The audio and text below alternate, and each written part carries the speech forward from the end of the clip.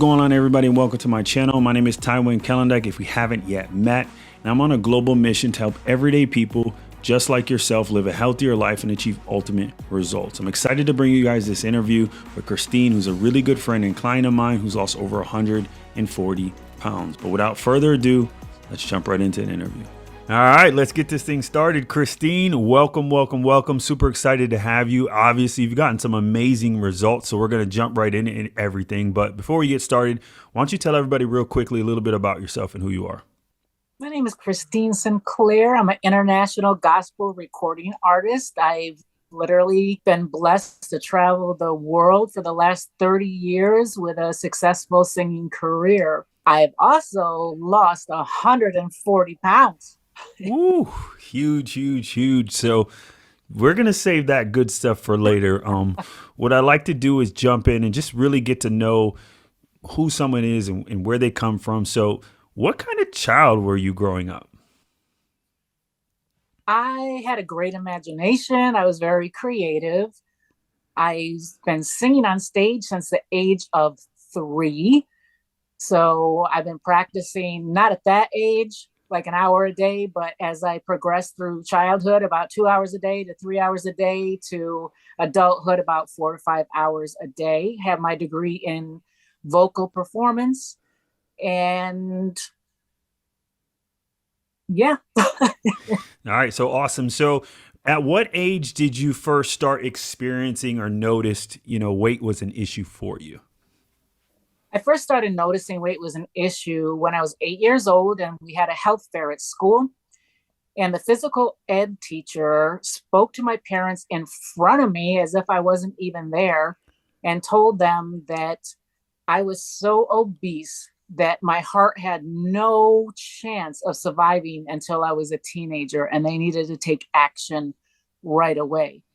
I think what was more disheartening for me at that age was everybody who was in good health had a big smiley face sticker on their chest. And there was no sticker, no happiness for me. And from that point on, it separated me from the healthy and the normal and made me feel less than and an outsider. Wow. So that's crazy. And it really kind of a sad thing that at such a young age, just to be labeled and that put on you. So how did that make you feel? It was really sad. I had an inferiority complex, and my parents, I think they were embarrassed as well. I went to the pediatrician, got diet advice from him, and they were trying to put me on a very strict diet, but I was eating almost the same things as my family was. So I've been on a diet since I was 8 years old, Ty, like on a Wow. diet. Yeah. Wow. So I find, over the years after working with hundreds, even thousands of clients, it tends to be something they deal with and struggle kind of their whole life. So at what age did you get on your first diet? At what age did you start taking action to do something about your weight? I got on my first diet when I was 8. And then as I got a little bit older, I was able to start choosing for myself what I thought might work. And so I did every kind of diet out there. Um, Canned products, pre-portioned products, stuff that you would just drink out of a can, uh, cabbage soup diet, lemon and cayenne pepper, like you name it, I did it. And I was also on a strict diet plan. Went away to a special diet camp for teenagers when I was 15 years old. Had some success. I lost 17 pounds. Had a very rigid exercise and diet program. Again, everything was pre-portioned out for me. And when I went back to high school, I immediately, within just a couple of months, gained the weight back because I didn't know how to stay on the plan to keep those results. Wow. So, I know teenage years can be, for lack of better words, very challenging from mental, emotional. You're going through all these changes. How did that affect you, going through your teenage years, your high school years, as someone who was struggling with obesity and being overweight? It was really, really challenging because I was very active on all different kinds of sports teams, but I was always that outsider. I wasn't able to do a 2 mile run for a warm up. I would just go probably a quarter of a mile and I was done, and you couldn't be. So it wasn't that I wasn't trying to be active. I was trying to be active and healthy. And to have people tease me and to be bullied all the time as if I wasn't making any kind of effort whatsoever, when all I wanted to do was to fit in and to be healthy like them. So I found that it's a big misconception that a lot of people have that, people that struggle with weight, that they're lazy, they don't have the work ethic, and they really don't really want to lose the weight. But I found that's not the case. That's not all the case. So, as you were dealing with it growing up and even as an adult, did you want to lose the weight? Did you not want to lose the weight? What was your feelings towards losing the weight?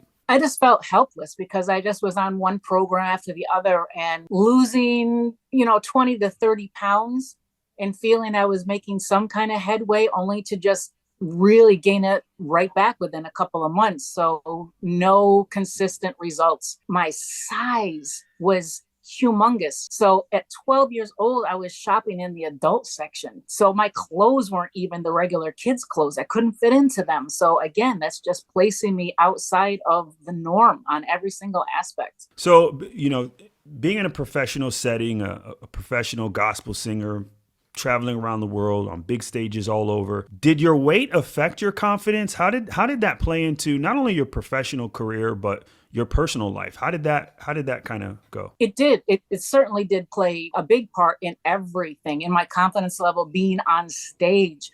That is where my comfort zone is, because that's where my talent lies and that's where I am most confident. But even though I'm, very comfortable with my talent, was uncomfortable with my body image and how I was being received, not just for my talent, but for my looks. And I felt like people were prejudging me, and whether they were or whether they weren't, I felt like they were.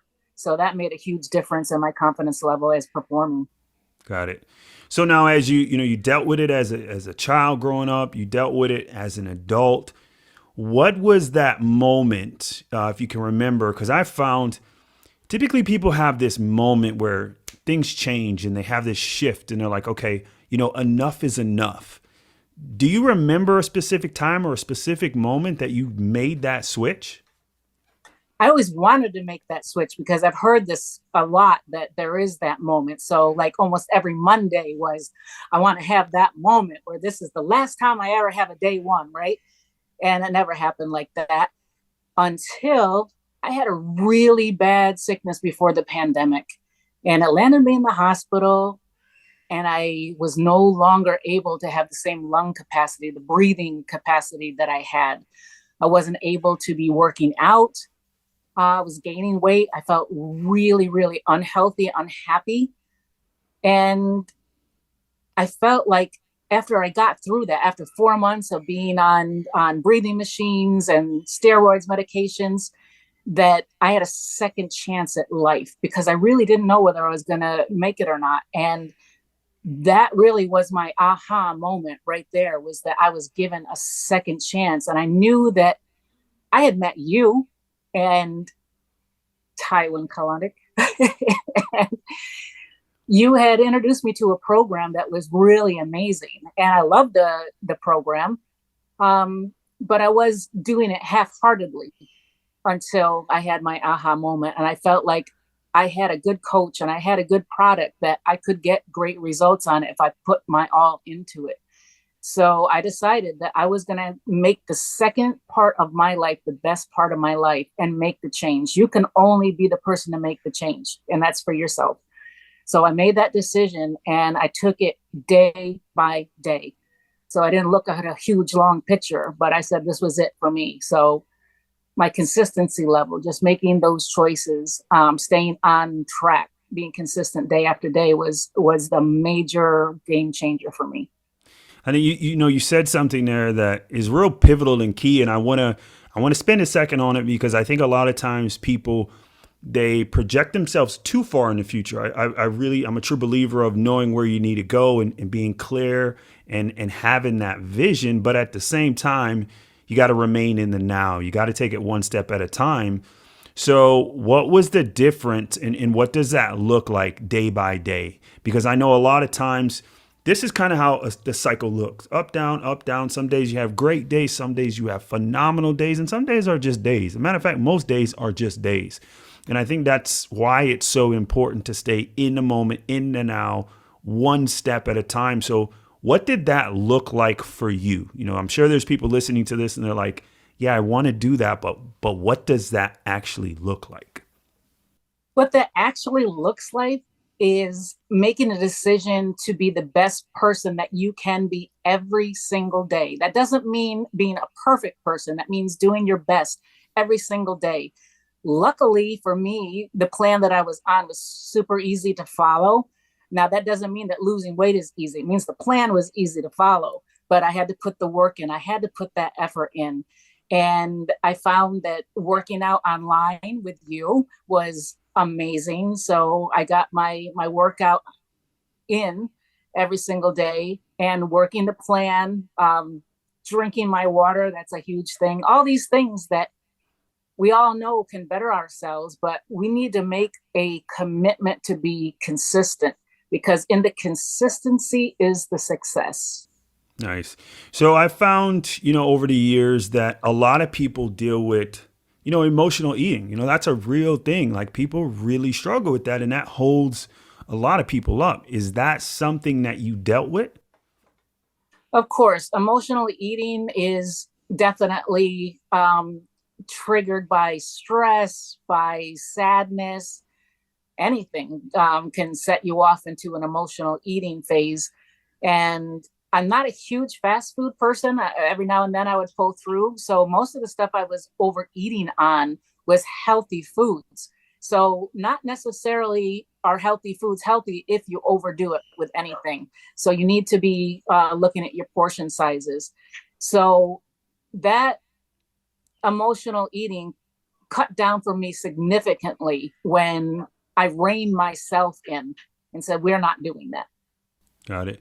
So what were some of the things, maybe tactics or things you told yourself when you had those urges? Because not like the urges don't go away. It's your reaction towards those urges. That's what kind of changed. So what did that look like for you? Or do you have any things that you maybe did to stop you from going down that path? Yeah, absolutely. I'm not a huge meal prepper. Some people like prep their meals for an entire week at a time. That's never been me, but I do believe in preparing ahead. So I'm a person that prepares a day ahead for what they're going to be doing. And that is pivotal. So I have my snacks ready for the next day, and I have my program, all my products ready for the next day, and being on a plan. So that gives you a direction. So you're not just guessing last minute. You're not grabbing things last minute. And that actually keeps you, when you're on a schedule, it keeps you consistent. And it's a lot easier to do that if your eating and drinking is scheduled. I think you said something that's really key there, because a lot of people, they feel like when they get started, they have to meal prep and they have to have all their food made and planned for the week. And that's not the case. But I think having that schedule and knowing of what they're going to eat, even if it's just the next day, that way you're not going in and you're just eating whatever. And I think that's what tends to happen with a lot of people. They have no plan, they have no schedule, so they end up just going for what's convenient. And a lot of time, what's convenient, most of the time, pretty much all the time, what's convenient is not healthy. So I want to switch a little bit direction here, because I'm a big believer of, it's the nutrition that's the major component. It's 80% nutrition, 20% fitness, 100% mindset. I believe that wholeheartedly.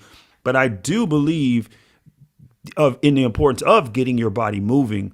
And a lot of people, when it comes to that, the first thing they do is turn to a gym.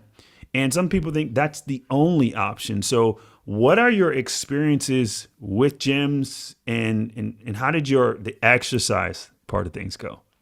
I am the opposite of a gym rat. I always got made fun of for my size.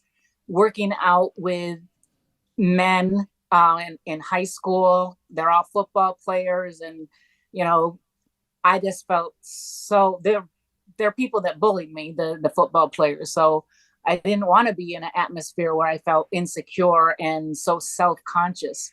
So I looked for a way that was comfortable for me to exercise because I knew movement was a huge part of being fit. So I was walking, and then I found aerobic dance, which I absolutely love. So I've been doing aerobic dance from about age 15 to currently, and I absolutely love it. That's my niche. Okay, so absolutely. So group fitness, and I want to stick on this for a second because I think surrounding yourself in a community with a tribe of people that are like-minded on the same mission, that's so huge when it comes to getting results, not only getting results, but keeping results. So how important was it for you, or what role did it play for you in being surrounded by a community that supported you and just encouraged you along the way? It's monumental. I don't think that I would have had the success in losing this weight if I didn't have a coach, a family supporting me, and a good exercise group of people. Having a group leader motivates you, keeps you on your toes, and to be working out with like-minded people, also you're spurring each other on and encouraging each other to do your best. So I just think that's an amazing environment to be in. Nice. I love it. So you're on your journey. You have the mindset switch. You got your workouts down. You're on your journey. What did it feel like? Because I know you struggled your whole life hitting that 30 pounds, losing, gaining, losing, gaining. What did it feel like when you passed that 30-pound mark? I think the most pivotal mark for me, the first monumental mark, was my 50-pound loss. Um, when I hit that 50, I never had hit 50 pounds to celebrate. And I knew right then that this was different. The program that I was on was life changing because it already showed itself at 50 pounds. I was getting the results, and that made it contagious. Once you get that fire where you're getting the results, you just want to keep going because you know you can do it. So 50 pounds was monumental. I love it. So on people's journey, first of all, my favorite clients to work with are those that got to lose 100+ pounds. You know, you get to develop this just incredible relationship, and you just really get to know these people in depth, and they really become like family, like friends. But along that journey, it's a long journey, and they change a lot, you know. And what I found is somewhere along the way, you know, people start off, keep going, and they congratulate you, and you're doing awesome. But that changes, you know, because they change. And sometimes it's the people that are most closest to you, friends, family, loved ones, tone switches a little bit. And they start telling you maybe you should stop, or maybe you're losing too much. You know, did that ever happen for you? And if it did, at what point did that happen? Boy, did it ever happen. At 50 pounds, people are like, you're doing great, keep it up, right? Very encouraging and supportive. But when I hit that 100-pound milestone, it was a surreal experience. I was transforming into a person that I've never seen before, only dreamed I could be. That was just so amazing. But people weren't used to seeing me like that. They were always used to seeing me morbidly obese. And now I've dropped 100 pounds, and you can start seeing my clavicle bones, my cheekbones, and I've never seen myself like that. So it was amazing. And I think it scared people. And they were like, you're not looking like yourself. So you just really need to stop. I hear that so much. And a lot of times it discourages people. It really can throw people off, and they start second guessing, like, oh, maybe I should stop, or, you know, maybe I am losing too much weight. And I've seen a lot of people quit on their journey and really give up on themselves. So, you know, congratulations for you for not doing that. And if you're watching this and you are in that stage, or that has happened to you, keep going. I think this is the importance of having a clear focus goal, clear focus agenda, having those people around you that really understand it's your journey and you're on it. If they want to support you, that's awesome. And if they don't have something nice to say, just, you know, kind of keep that to yourself. So you hit the 100-pound mark.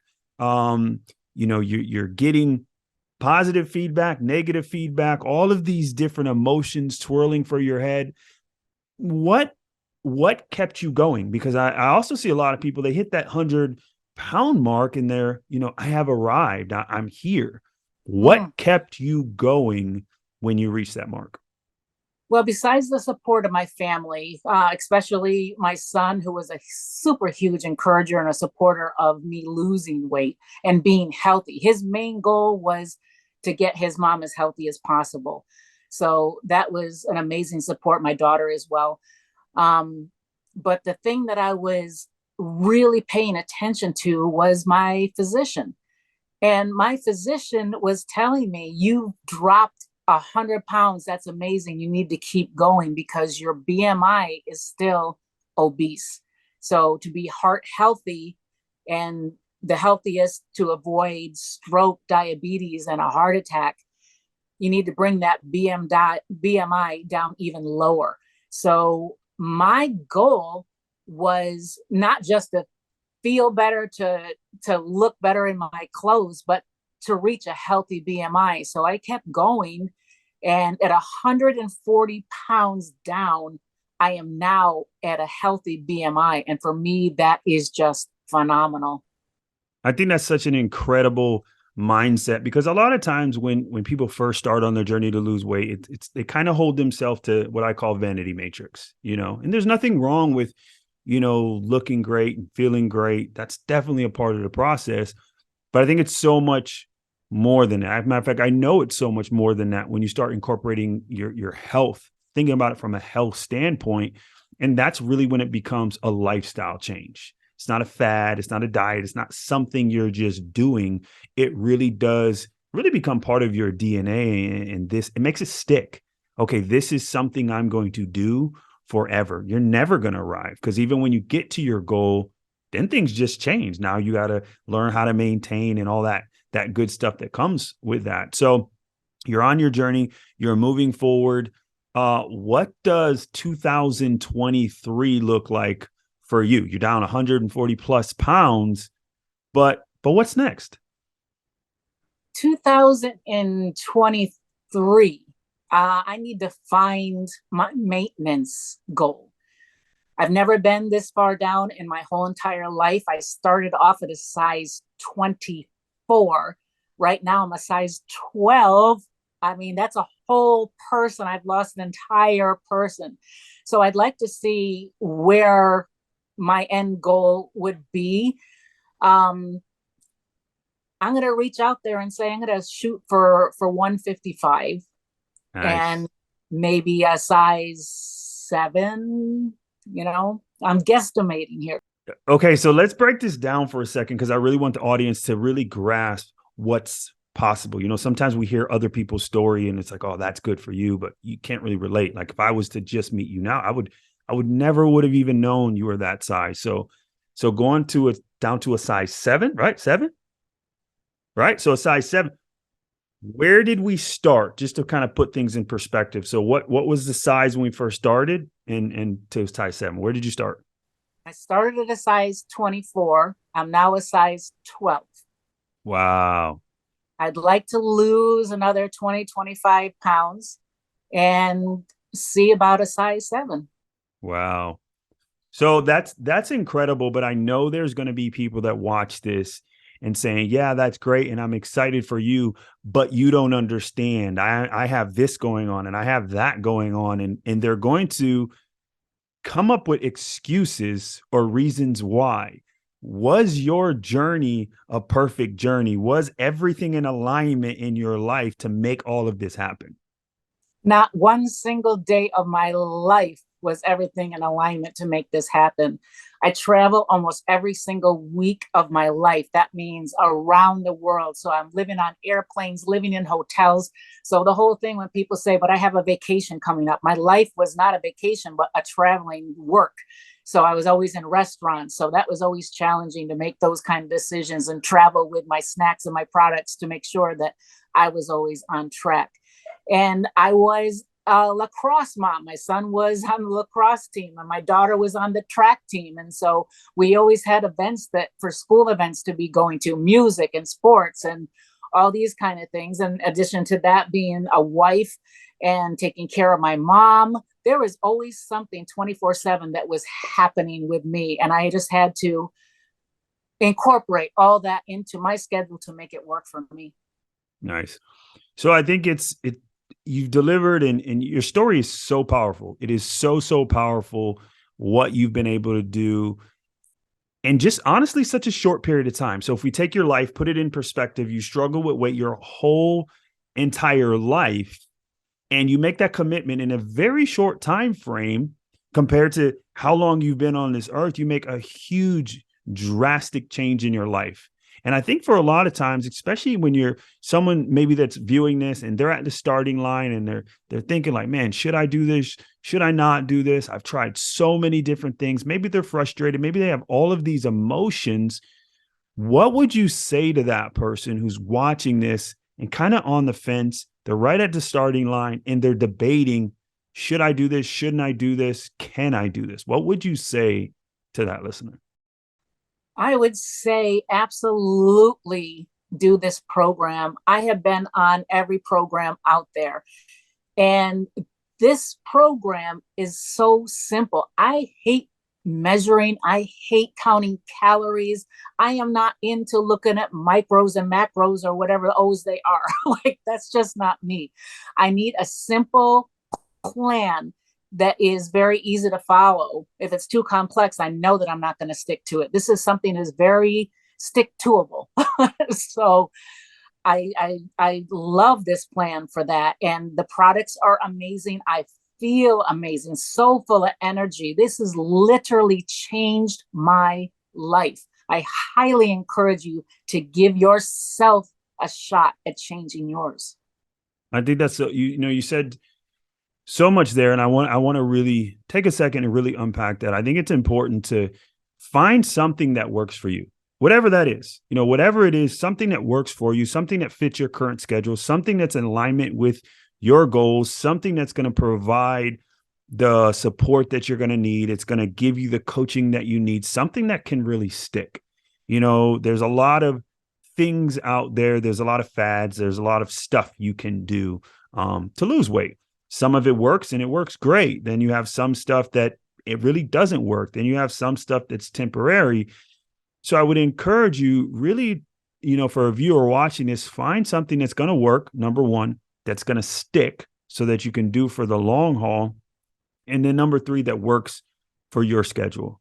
So, kind of Christine, as we wrap this thing up and come to the end here and kind of put a bow on everything, what would you say was your biggest struggle through the whole process that you dealt with, but you were able to come out the other side and become a victor in? Being patient with the process. I had to actually learn to fall in love with the process because the transition doesn't happen overnight. So if you're looking to lose all of your weight in a month or two, number one, it's not healthy. And number two, it's not maintainable, even if you're able to do that. So I looked at things realistically, set goals that were realistic. I kept things in 5 to 10 increment goals so that I didn't have 140 pounds on my mind. That came, but it came a pound at a time. Focusing on consistency, daily consistency is what gave me the success that I have. Man, I love it. So, Christine, I love you. You know that. Thank you for taking the time out of your day to really share your story. And for the viewers that are watching this, hopefully you heard something that resonated with you. Hopefully it maybe inspired you, gave you some inspiration or even some motivation to really start your journey, because it's not about me. It's not about Christine. It's about you buckling down, you getting set up. Christine, I'm so proud of you. You've literally added years to your life. And speaking from someone who lost both of my parents to weight issues, I know your kids are proud of you. And it's such a blessing that you're going to be able to spend so many more years with them. So again, congratulations to you. And I wish you nothing but success moving forward. Thank you so much. I love you too. And I'm so glad that we met and that I had the opportunity to work with you. Still, I'm working with you. Thanks.